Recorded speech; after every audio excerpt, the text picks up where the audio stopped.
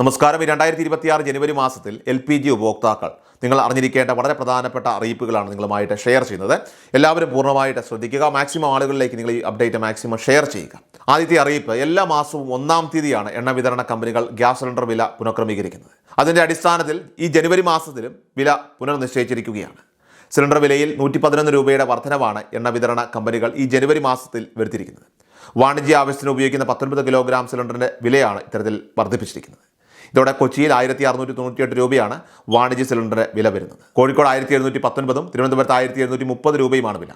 രാജ്യാന്തര വിപണിയിൽ എണ്ണവില താരതമ്യേന കുറഞ്ഞു നിൽക്കുമ്പോഴാണ് വില വർദ്ധിപ്പിച്ചിരിക്കുന്നത്. എന്നാൽ ഗാർഹിക സിലിണ്ടറിൻ്റെ വിലയിൽ മാറ്റം വരുത്തിയിട്ടില്ല.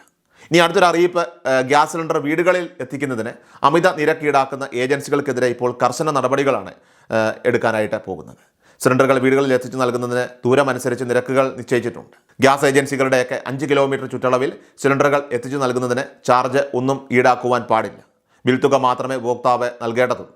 ഗ്യാസ് ഏജൻസികളിൽ നിന്നും 5 കിലോമീറ്റർ മുതൽ 10 കിലോമീറ്റർ വരെ 20 രൂപയും 10 കിലോമീറ്റർ മുതൽ 15 കിലോമീറ്റർ വരെ 35 രൂപയും 15 മുതൽ 20 കിലോമീറ്റർ വരെ 45 രൂപയും 20 കിലോമീറ്ററിന് മുകളിലാണെങ്കിൽ 60 രൂപയുമാണ് ഒരു സിലിണ്ടറിന് ഡെലിവറി ചാർജായിട്ട് നൽകേണ്ടത്.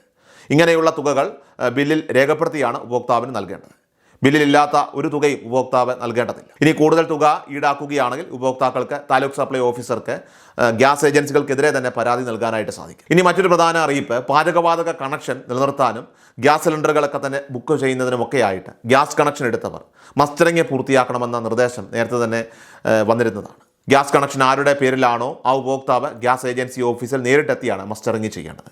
ആധാർ കാർഡും ഗ്യാസ് കണക്ഷൻ ബുക്കുമാണ് മസ്റ്ററിങ്ങിനായിട്ട് കയ്യിൽ കരുതേണ്ടത്. വിരലടയാളം പതിപ്പിക്കുവാനും കണ്ണിൻ്റെ ഐറിസ് സ്കാൻ ചെയ്യുവാനുമുള്ള ബയോമെട്രിക് ഉപകരണങ്ങൾ ഗ്യാസ് ഏജൻസികളിൽ സജ്ജമാക്കിയിട്ടുണ്ട്. ഇൻഡൈൻ, ഭാരത് ഗ്യാസ്, HP ഗ്യാസ് എന്നീ പൊതുമേഖലാ കമ്പനികളുടെ ഉപഭോക്താക്കളെല്ലാം തന്നെ മസ്റ്ററിങ് ചെയ്യണം. ഗ്യാസ് കണക്ഷൻ എടുത്ത ഉപഭോക്താവ് നിലവിൽ വിദേശത്തോ അല്ലെങ്കിൽ മരണപ്പെട്ടു പോവുകയൊക്കെ ചെയ്തിട്ടുണ്ടെങ്കിൽ, അതും അല്ലെങ്കിൽ കിടപ്പ് രോഗിയൊക്കെ ആണെങ്കിൽ ആദ്യം ആ ഗ്യാസ് കണക്ഷൻ അതേ റേഷൻ കാർഡിലുള്ള മറ്റൊരു കുടുംബാംഗത്തിൻ്റെ പേരിലേക്ക് മാറ്റേണ്ടതാണ്.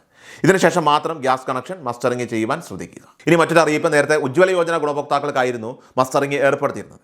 എന്നാൽ എല്ലാ LPG ഉപഭോക്താക്കളും മസ്റ്ററിംഗ് ചെയ്യണമെന്ന അറിയിപ്പാണ് കഴിഞ്ഞ ഒരു വർഷക്കാലമായിട്ട് ഇപ്പോൾ വന്നിരിക്കുന്നത്. നിലവിൽ LPG ഗ്യാസ് മസ്റ്ററിംഗ് ചെയ്യുന്നതിനായിട്ട് അവസാന തീയതി ഈ നിമിഷം വരെ പ്രഖ്യാപിച്ചിട്ടില്ല. എന്നിരുന്നാലും മസ്റ്ററിംഗ് ചെയ്യേണ്ടത് അനിവാര്യമാണ്.